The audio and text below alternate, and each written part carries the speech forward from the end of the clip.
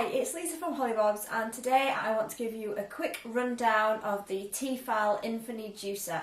I received this as a review item and have used it quite a lot, so wanted to share all the features of it and what I thought. So I'll start by taking it all apart and then I'll show you. So this is the base of the juicer. It's quite heavy, so it's really sturdy. It's got two different sections at the front. This is where the juice comes out of at the front, and this is where the pulp and all the bits come out of at the back. This is the on switch, so it's dead simple. Once you set it all up, you press go and it goes. So to put together, there are several sections. This is the base plate.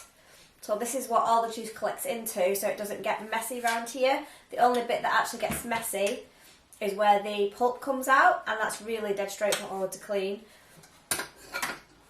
So this just slots on here. So the next piece that goes on is this plastic bit, and that's what these filters sit into. So you just line up this bit that sticks down here with where the juice comes out of, and it just sits right on like that. The next bit is the filters. Now it comes with two different ones. This one has more fine holes in it, and that's for juicing. And the red one has thicker holes, and that's for more like coulis and sauces. I haven't used this one quite as much, although I have just started making more sort of coulis to go in yogurt and things, so I've used it a few times. But the main one that I use is the juicer one. As I say, it has quite fine holes in it, and then it has this little piece at the bottom, which is what sort of stops all the pulp from coming out too quick, I suppose. And it's got a little rubber insert, so you can just pull that out and clean it off dead easily once you're finished. So this, you have to bear with me because I'm doing it backwards here, but you just sort of sit this in, slide it round until it slots into place, and then twist it to lock it. Okay, so this is the blades inside, which sort of moves the juice down and all the pulp down. So again, there's like a little square piece that this just sits, that has a square hole inside, so that just sits straight on top of that. Push it in, and the final piece is the bit that you push the fruit and things through at the top. And again, you just slide this on so it sits in place like that, and then it's got a little piece at the back that this locks into. So you just slide it until it locks in place, and it's firmly in place. And that is the basics of how you put it together.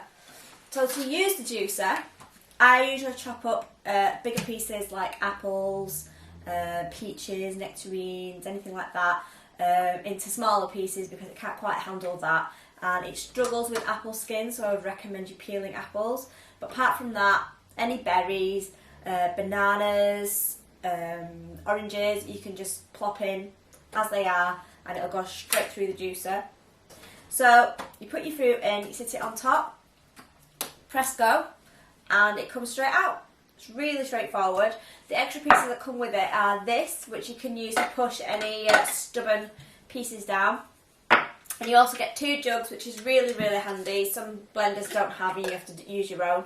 But this has one that you can sit at the front there to catch the juice. And then another one to sit at the back to collect the pulp.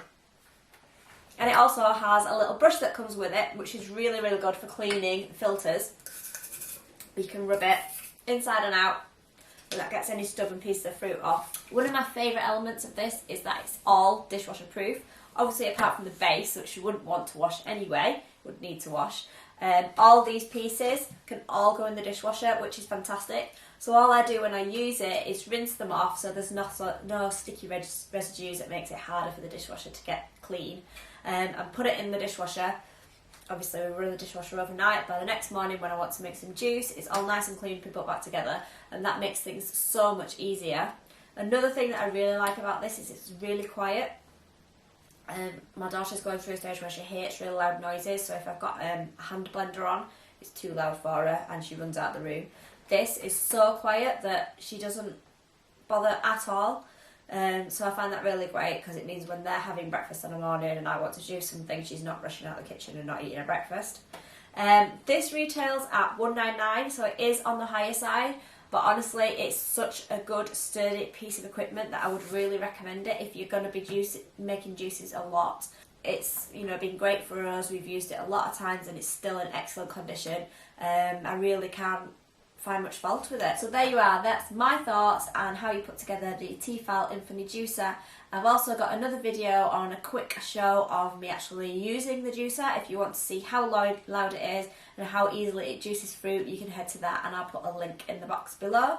So thanks for watching, don't forget to subscribe and I'll see you soon.